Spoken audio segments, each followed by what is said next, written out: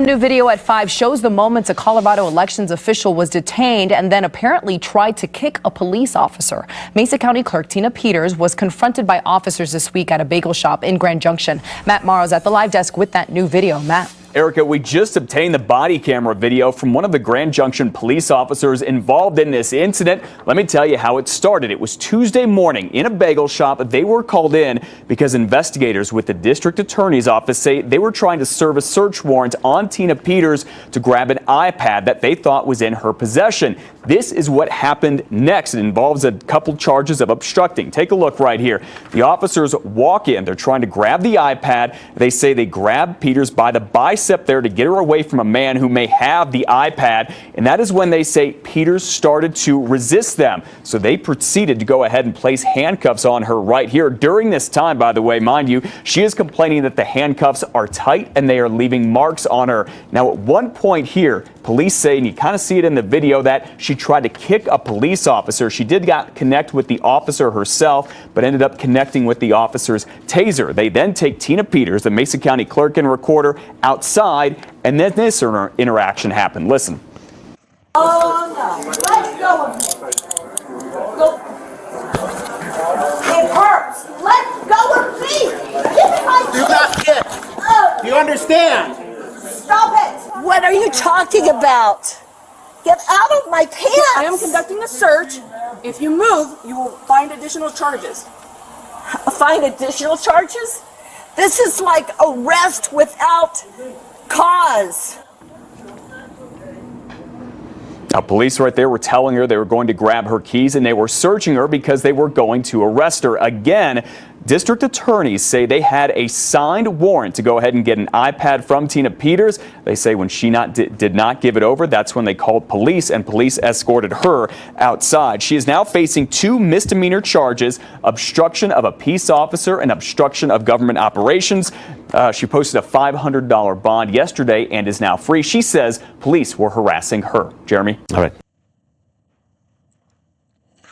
Who's Tina Peters?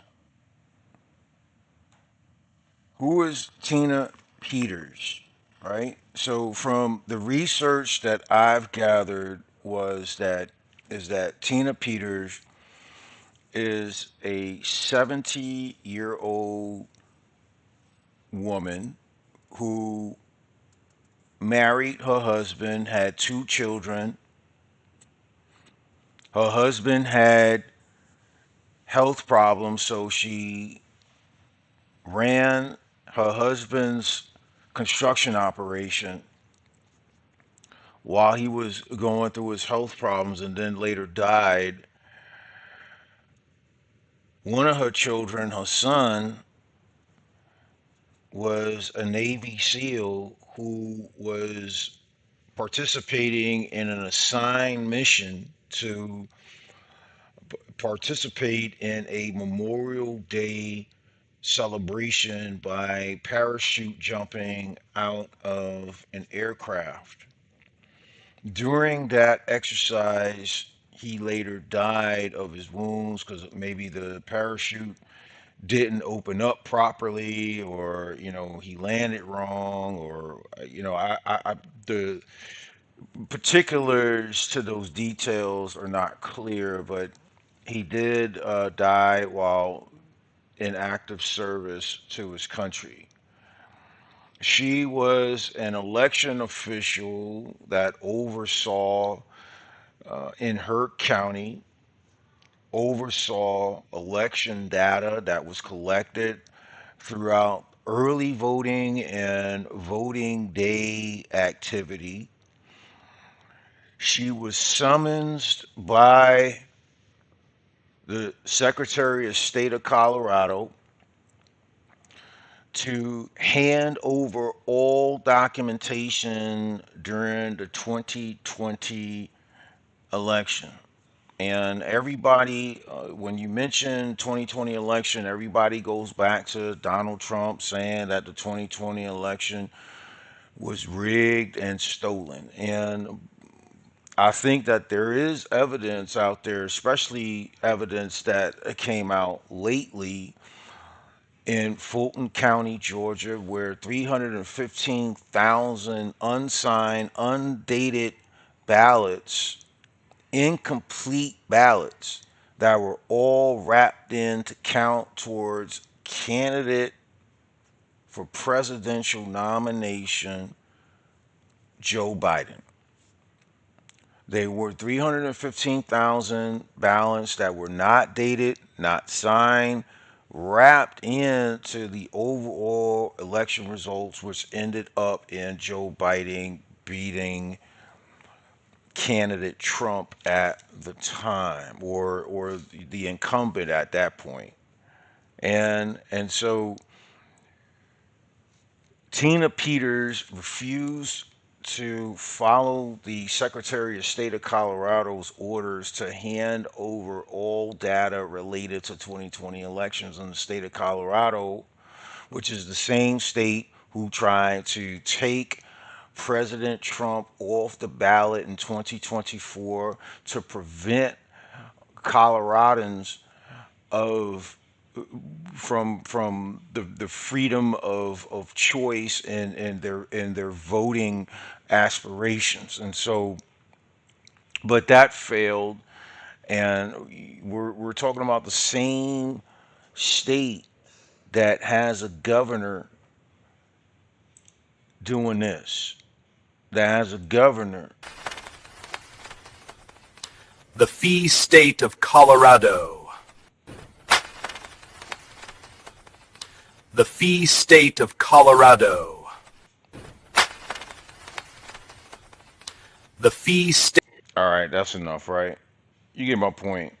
There's no way that if I'm a supervisor or a non-supervisory in federal government, state government, regional government, local government, there's no way that I'm going to get tarred and feathered on X, a social media platform that is known to distribute information at lightning speed to tens, if not 100 millions of people at the same time all over the world. There's no way that I would have my legacy attached to this cartoonish lunacy. So we're still getting to know Tina Peters at this point. We are still getting to find out what her background is. I'm going to shrink myself just a little bit so that I could, get all the data to you. I want to scroll to the point where we get into a little bit more of Tina Peters' background, because here's the deal. The deal is that mainstream media is not reporting on this. The fact that she's 70 years old, and there are reports out there that she's 71, 73, no, she is 70 years old, 70, 70. Let's make this a little bigger.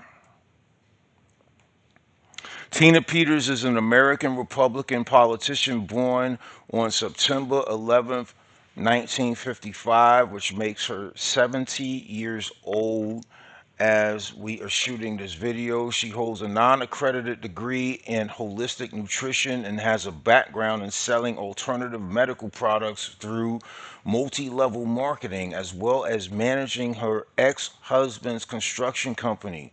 Peters served as a county clerk and recorder of Mesa County, Colorado from 2019 to 2023, having been elected in 2018 on a platform focused on improving motor vehicle office service. Her tenure was marked by several controversies, including the discovery of an uncounted ballot box with 574 ballots from a 2019 election in early 2020, which led to a failed recall attempt.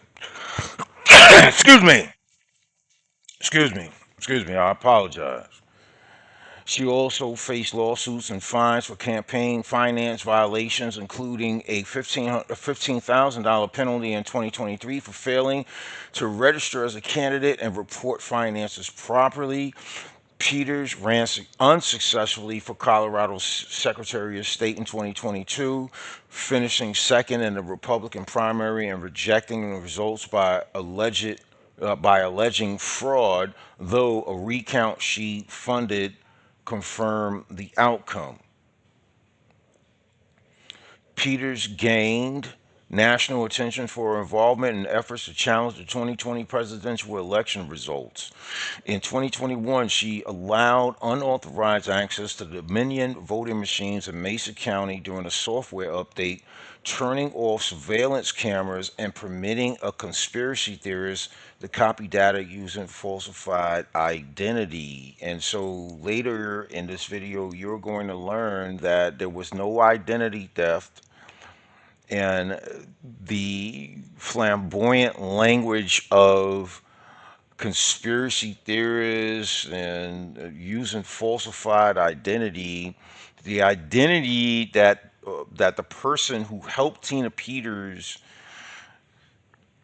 record and copy all the 2020 election data did not want his identity to be known, so she got up with another person that was willing to help out in the process, and that person who had the technical knowledge on how to copy data and images from these voting machines used another person's identity with the other person consenting to the use of said identity for the purpose of maintaining voter data for 22 months after a national election. But the Secretary of State from Colorado wanted to destroy that information. I don't know why the Secretary of State would violate its own laws and federal laws governing the retention of records that contain voting data on the national level. That type of information is imperative to accurate reporting when we're looking at past election results. It helps to have data that is pure and all inclusive. And so by destroying this particular county's election data in 2020, you're distorting accurate reporting because there's an omission of important information. If included in the data, if included in the analysis, would just change some of the landscape of the outcomes. And so this is the reason why this story is important. Peters gained national attention. The leaked files, including passwords, were published online, prompting investigations by the Colorado Secretary of State and the FBI. This breach led to the decertification of the county's voting equipment and Peters being barred from overseeing elections. In March 2022, she was indicted on 13 counts, including attempting to influence a public servant, conspiracy, official misconduct, and identity theft, which is false because, like I stated before, the person who gave up his ID card in order for the guy that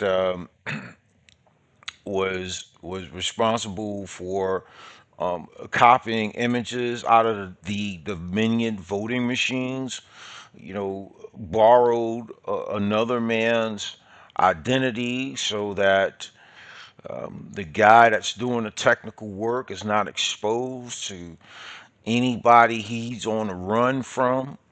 And so the the charge of mistaken identity or identity theft, in my opinion, is totally false, right? She was convicted in August 2024 on 7 of 10 counts, 3 felonies for attempting to influence a public servant, 1 felony for conspiracy to commit criminal impersonation, and 3 misdemeanors for official misconduct, violation of duty, and failure to comply with the Secretary of State, who, by the way, wanted to destroy all the daggone voting records in 2020 in Mesa County, Colorado, right? On October 3rd, 2024, Judge W. Barrett sentenced her to 9 years in Colorado Department of Corrections following an initial period in county detention, citing her lack of remorse, abuse of power, and the damage to public trust in elections. She was immediately incarcerated. Of course, she's a Trump supporter. She's a Gold Star mother who lost a son while on active duty in 2017, and she is the one that put her foot in the ground in terms of she thought that the 2020 election was stolen. She had high suspicion of that claim, and as of December 2025, Peters remains in prison at La Vista Correctional Facility in Pueblo, Colorado. In early December 2025, President Donald Trump announced a pardon for her, claiming she was targeted for exposing alleged election cheating. However, the pardon faces constitutional challenges because presidential pardon authority applies to only federal offenses, not state convictions like Peters. Colorado officials, including Secretary of State Jenna Griswold and Governor Jared Polis, who I've showed who I've shown on an humiliating ex post of Jared Polis getting tarred and feathered on a platform that receives trillions and trillions of views a year. Why would a prominent figure like a governor of any state in the United States of America would degrade themselves by getting on social media and doing childish things such as being tarred and feathered? Colorado officials, including Secretary of State Jenna Griswold and Jared Polis, have rejected its validity, warning of threats to the rule of law. Peters has appealed to the Colorado Court of Appeals to recognize the pardon and secure her release, citing historical precedents like George Washington's actions during the Whiskey Rebellion, with oral arguments scheduled for January 2026. The state has until January 8th, 2026 to respond, and her attorneys plan to escalate to the U.S. Supreme Court if needed. Yeah, because right now, Jared Polis is actively defying President Trump's pardon of Tina Peters. And so the Trump administration has one of two choices. One is to go in with other federal agencies such as the FBI or the Marshals Service and demand her release. Just go and get her. But I think there's risk associated with that because some of the stories that we're going to get into during the course of this next hour or next 40 minutes, is the fact that, yes, you do have fellow inmates that are mistreating Tina Peters in prison, but I think that the people who are mistreating her, the fellow convicts who are mistreating her are being incentivized to mistreat her. I don't think that the mistreatment is organic enough for me to say that, or, I I don't think that the mistreatment is organic. I think it's paid, um, incentivized attacks on this lady. And so what we're gonna do is, and so here's that was the second phase of getting to know Tina Peters. Here it gets in more into um, her personal life, gets more into her personal life. We know that she was born, I repeated, I said before that she was born September 11th, 1955, which makes her 70 years old. We know about her degree in holistic nutrition. She married Thomas Peters, with whom she had a daughter and a son. Their son, Remington Jordan Peters, served as a U.S. Navy SEAL and combat veteran in Iraq and Afghanistan before dying at age 27 in a parachute accident during a Memorial Day air show over the Hudson River in New York City on May 29th, 2017. Right? This makes her a gold star mother. Peters legally separated from her husband in 2017, filed a decree of legal separation in January 2018, during which she held power of attorney over his affairs due to his health issues, and finalized a divorce in November 2021. In October 2021, she filed a quit claim deed on a home he had purchased post separation, which led to allegations of deceit in a civil complaint. Thomas Peters died on December 31st, 2023. In 2016, excuse me, in 2016, Peters was diagnosed with lung cancer and underwent surgery to remove half of one lung, resulting in ongoing shortness of breath. She has expressed a desire to remain close to her mother, who lives in Virginia.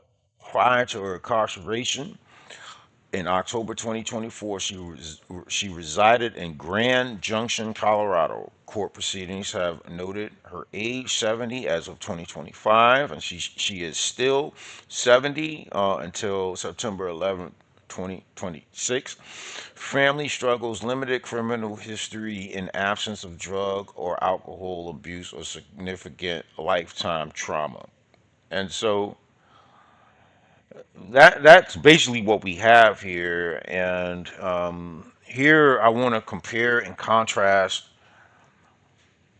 the way that Jared Jollis and other dignified officials representing the state of Colorado. I want to point out their hypocrisy here. And so here's what Trump had to say about what he views as the wrongful imprisonment of an elderly lady who's a gold star mother, right? Who only did her job. For years, Democrats ignored violent and vicious crime of all shapes, sizes, colors, and types. You know, where's the outrage? The same outrage that congressmen and women had for Kilmar Abrego Garcia, that got deported to El Salvador. Um, and you had congressmen and women taking trips to El Salvador using taxpayer money to go accomplish sensationalizing an illegal alien who was allegedly accused of um, human trafficking within the interior of the United States. And so, where's the outrage for Tina Peters? I want to see those same Congress people that went out of their way to travel out of the country using taxpayer money to go to El Salvador, staying in fancy hotels,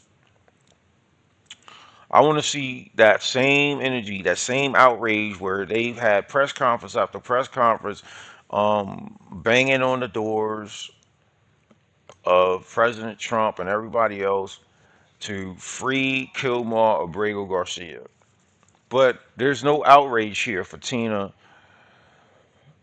Peters. There's no outrage for her, right? You got you got illegal aliens getting charged with vehicular homicide, and you got U.S. citizens that are being charged for vehicular homicide, killing two, three, four people at a time, and they only get 4 years. Tina Peters didn't kill nobody. She wasn't driving drunk. She wasn't using drugs, right? She was preserving voting data that was supposed to remain on record for 22 months after an election. The Secretary of State wanted to destroy that information, and Tina Peters did not want any part of it. So she made copies of every piece of data from those voting machines as much as possible to preserve the data so we can look at the evidence and say, hey, there's something not right here, right? For years, Democrats ignored violent and vicious crime of all shapes, sizes, colors, and types. Violent criminals who should have been locked up were allowed to attack again. And so this brings me back to the case in Charlotte, North Carolina, where you had a black man that was had a rap sheet, a criminal rap sheet longer than my arm, to get on a train and kill an innocent white woman or anybody. I mean, this is rampant. It doesn't have to be black and white. It could be black, black, white, Asian, white, Asian, Asian. It doesn't matter. Crime is crime, right? This brings me back to where Democrats were also far too happy to let in the worst from the worst country so they can rip off American taxpayers. And he's alluding to the Somali fraud that was exposed 3 weeks ago in Minnesota. And now we have a worsening story of about, when the story first popped, it was alleged that 1 billion with a B dollars was defrauded. Now, several weeks later, it turns out to be 9 billion. That's a huge number, folks. And so now, instead of people focusing on the fraud, they're focusing on the whistleblower. If I'm in school and I witness somebody commit a crime or an infraction of the rules and guidelines of the school or the school campus, and I went and I told school officials that this activity was happening from this group of people, doesn't matter what person it is, what group of people it is whomever who is committing the fraud or the crime or whatever the case may be. It seems nowadays that the person who reported the crime is the criminal, and the people who committed the actual crime are not looked at in any bad light. You look at the some of the Somalis in the Minnesota fraud, Minneapolis, with the fake daycares and allegedly, and the fake transportation systems allegedly. They're receiving millions and millions and millions of dollars a year. But when you roll up on them, the operation doesn't seem to be operating. The transportation operation is not operating. The daycare center doesn't have kids in them. And so now, because of the the community who is alleged to have perpetrated the fraud happens to be Somalis, and we're reporting on the story. Now it's like, oh, you're targeting Somalis. No, they committed the fraud. If it was white people, we committed fraud. And listen, I don't believe for a second that Tim Walz didn't know what was going on. This motherfucker knew what was going on. Now I'll go on the record and say it. This motherfucker knew what was going on. All right, let's get through President Trump's tweet, and then we're going to move on to other things, right? And so Democrats are also far too happy to let in the worst from the worst country so they can rip off American taxpayers. Democrats only think there is one crime, not voting for them. And so if you're a black conservative who voted for Trump, who voted for Winston Sears in Virginia, who voted for any other who are Trump supporters in general, we are called coons. We are called Uncle Toms. We are called every dirty name in the book. Why? Because we are not on the Democratic plantation. The Democratic Party makes it their business to demonize anybody who has opposing views on their policies, on their social issues, you name it. I'm not going to blame anybody for using the game and playing the game for what it is, but what I'm going to do is I'm going to tell the truth. And there may be some Democratic policies I agree with. There may be some Republican policies I agree with. You mesh them things together, you have a moderate. A moderate is somebody who is center left, center right, not too far on either spectrum, and we negotiate, we give and take, we talk about things, we don't name call, we don't do all this. And you know I'm just telling you, man, if so you rather have Megan the Stallion twerking at a Kamala Harris DNC convention, or would you rather have Nicki Minaj at a Turning Point USA talking the way she was talking? That's a prime example. Like Stacey Dash, prime examples of people who were put on a blacklist and canceled because they support Republican values. Instead of protecting Americans and their tax dollars, Democrats chose instead to prosecute anyone they can find that wanted safe and secure elections. Democrats have been relentless in their targeting of Tina Peters, a patriot who simply wanted to make sure that our elections were fair and honest. Tina is sitting in a Colorado prison for the crime of demanding honest elections. Today, I am granting Tina a full pardon for her attempts to expose voter fraud in the rigged 2020 presidential election.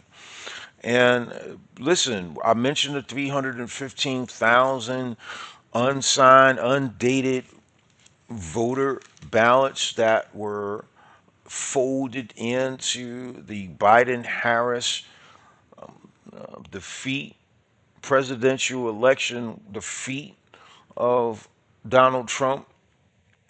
The inconsistencies and the malfunctioning of the Dominion voting machines in the state of Arizona during the 2022 midterm elections.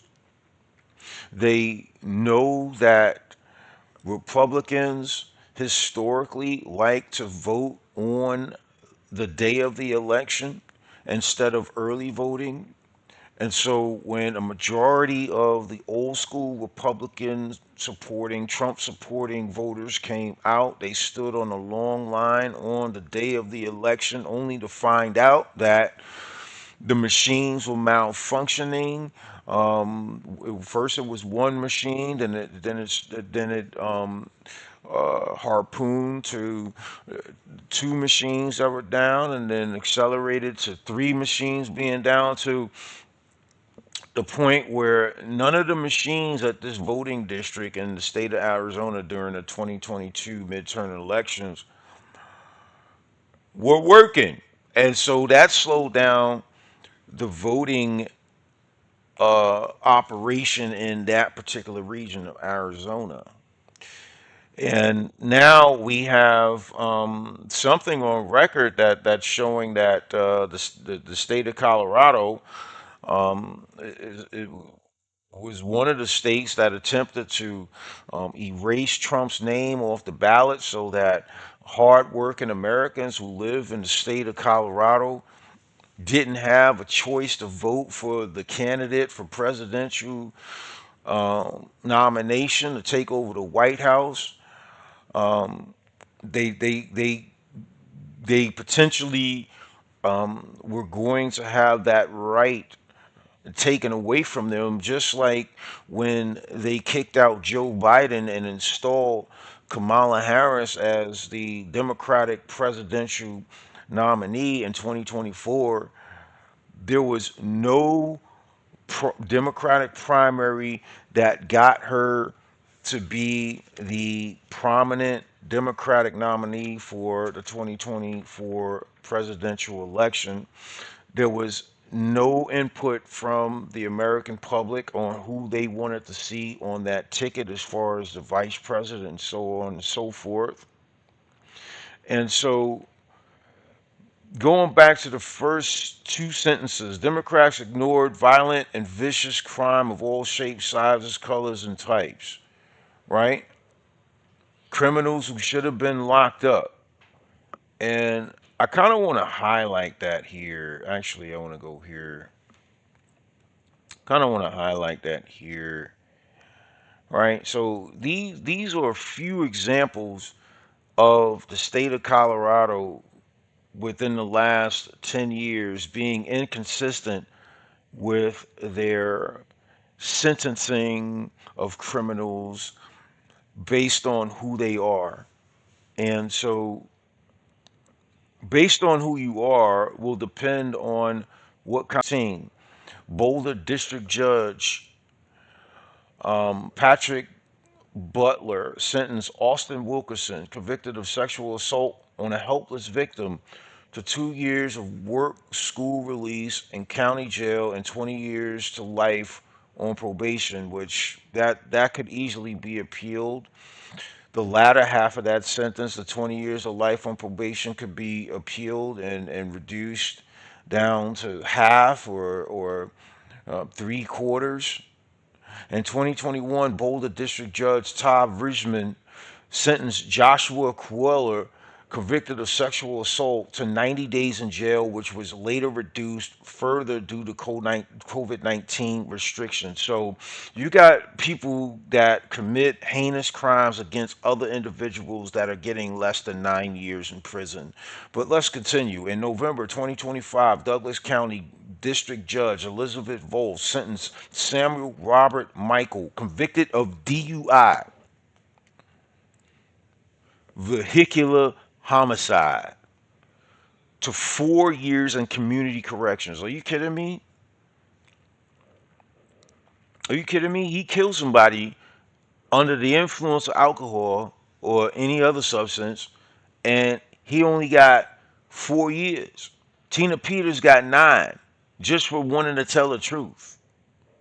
In 2024, an unnamed 17-year-old was sentenced to probation with no jail time after pleading guilty to vehicular homicide, DUI, in a crash that killed 2 people in Commerce City. Killed 2 people. Killed 2 people. No jail time for killing 2 people under the influence of alcohol or any other drug, right? That you shouldn't be using behind the wheel. Okay? You shouldn't be influenced by that behind the wheel. In May 2025, an unnamed 15-year-old was sentenced to 2 years of probation and 100 hours of community service for another vehicular homicide in a crash that killed 24-year-old Caton Weaver in Arapahoe County in Colorado. So the inconsistencies of this clown governor that wants to get tarred and feathered I'm not really not gonna bore you with this, right? State of Colorado. Yes. Yes. The Fee State of Colorado. Yeah, that is a clown. That is a clown. So again, the Trump administration is going to have to go through the courts, and ultimately, it may reach the Supreme Court in terms of releasing Tina Peters, right? But I want to get more into the. Let's find out more about the health of Tina Peters, right?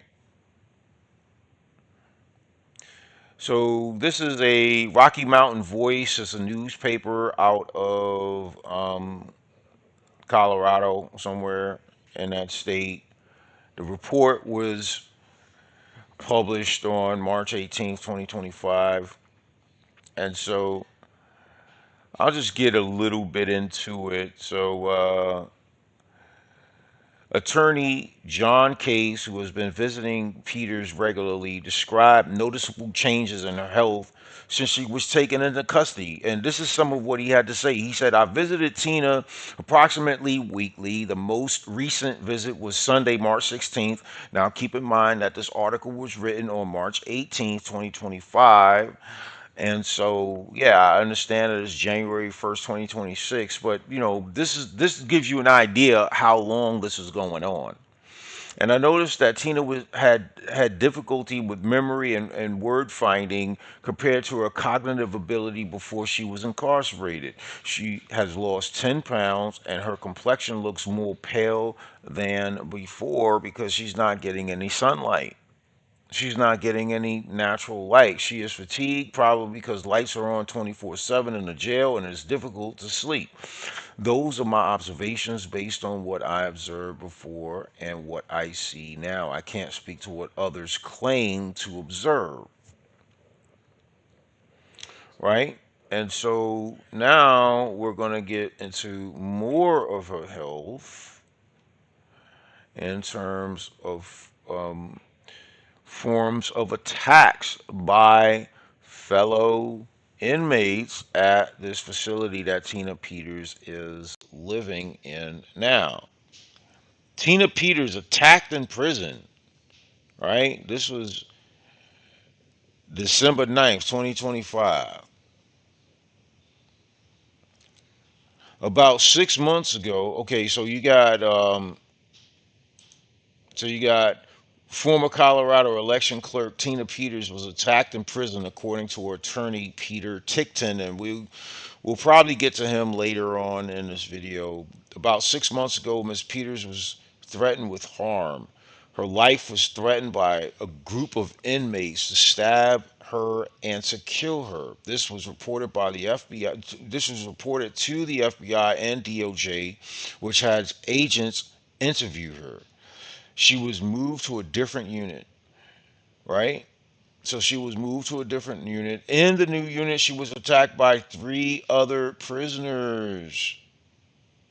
She was in the new unit. She was attacked by other prisoners 3 times in different locations where guards had to pull inmates off of her. So you have vicious people who are exerting violence on Tina Peters, who's 70 years old, Gold Star mother, was an election official in the state of Colorado who was trying to preserve the records according to law for 22 months after a presidential election, who I believe was wrongfully jailed, wrongfully imprisoned, and she's being attacked. And one of the things, and let me know in the comment section below, let me know what you think about whether or not these fellow prisoners who are attacking Tina Peters, whether or not they're getting paid or incentivized to do so, or the attacks are organic. You got to let me know in the comments below. But I believe that these fellow prisoners who are attacking Tina Peters, they're being incentivized by prison officials to make her as uncomfortable as possible. And so I want to go to an interview. Um, I want to go to a Steve Bannon interview, and please like, share, and subscribe this video. It will ensure that this information that I am providing you, that the mainstream media will not broadcast. They don't have the balls to broadcast this type of information. I want to inform my people that whatever you hear and see and read in the mainstream news media, you really have to do your due diligence, and you really have to listen to people who are in the know. And I believe that these two gentlemen, at least one of them anyway, is in the know all the time about all things economics, politics, things of that nature. In a moment. Show's totally packed today. I want to start with John Case. John is one of Tina Peters' lawyers. Us up to speed first on where we stand with the case, and particularly on media, they're just going after us nonstop and saying what President Trump did in this pardon is irrelevant. I think it's part of a broader plan that you guys are working on. But can you just get us up to speed first on where we stand with the case, and particularly how actually Tina is doing in prison? Sure. Thanks for having me, Steve. So I'm the Denver lawyer for Tina, and Peter Ticktin, as you know, is one of the national lawyers. So we yesterday received a copy of President Trump's pardon, and we drove down to the La Vista Correctional Facility in Pueblo. We went up to the door. I arrived about 10 minutes before 6. When I got out of the car and walked there to the front door, there were 3 DOC, Department of Corrections officers wearing camos who greeted me, asked me who I was and what I was doing. I told them my name's John Case. I'm here to serve you a copy of President Trump's pardon of Tina Peters, and I'm asking you to deliver her to us, to me right now, so that I can take her home. And he said, just a minute. And then a woman came out and said, my name's Michelle Smith, and I'm the assistant director of the Department of Corrections. And then she pulled out a piece of paper and read me a prepared statement that was typed out on the piece of paper. And it said essentially that Trump's pardon was not going to be recognized by the state of Colorado because he didn't have authority to pardon Tina Peters. And then I said, well, are you asking me to leave? And she said, yes. And so I thanked her and shook her hand, and I went over to the car. We waited another about 40 minutes.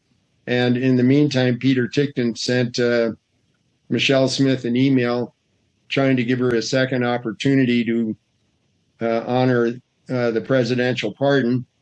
And then I went back to the front door, and the same 3 camo-dressed DOC officers greeted me, and I said, I just came back to see if you guys changed your mind. And they laughed and said, no, we're not changing our minds here. We're all put away for the night, so you can leave. So at that point, we left and drove back to Denver.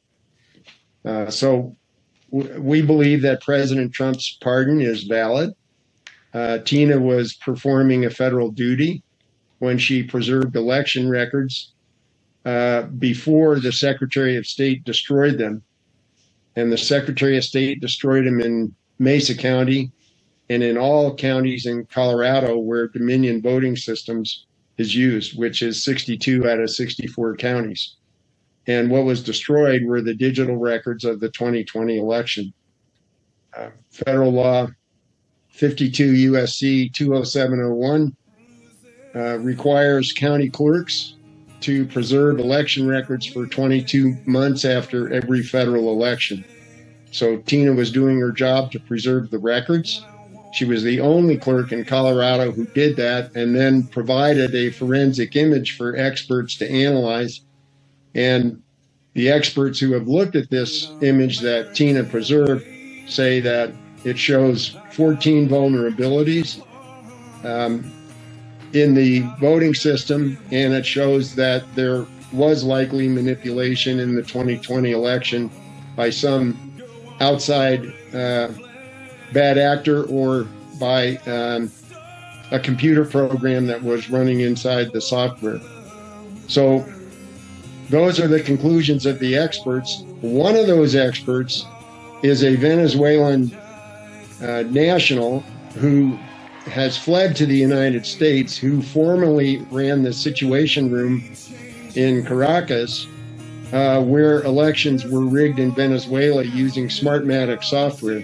The Dominion software used throughout the United States and throughout Colorado is a variation of the Smartmatic software that was used to rig elections in Venezuela. So, John. All right, so I just want to summarize what you just heard. I want to summarize what you just heard. Here's the way I'm going to summarize what you just heard, right? So, Tina Peters, 70 years old, in prison for 9 years for a nonviolent crime. She was accused of tampering or interfering with the 2020 election results.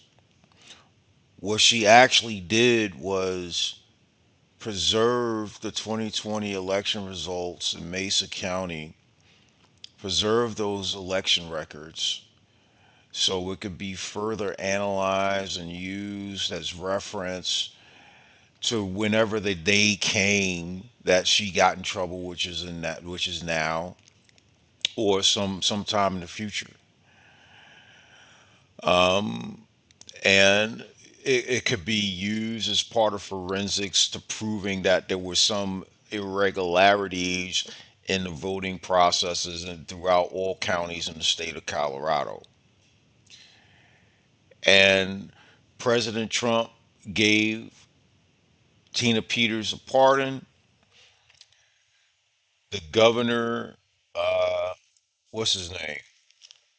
Jared Polis, the one that's tarred and feathered, is not recognizing the presidential pardon because I think the governor of Colorado has Trump derangement syndrome, and we just cannot live our lives doing the wrong thing because we hate the opposing party.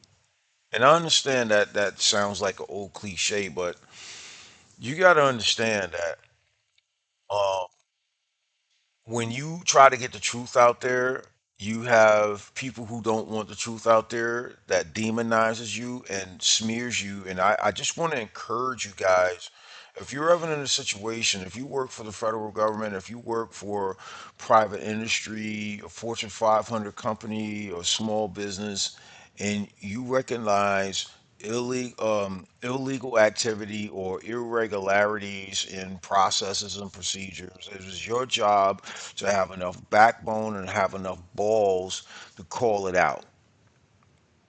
And the last thing that I want to get to is that what this young man on the screen here with the gray hair is is saying is that the Dominion voting machines are a derivative of the Smartmatic machines that Venezuela used to rig its elections in Venezuela. And so, Dominion had a lawsuit with Fox News for defamation, and the the case wound up getting settled out of court.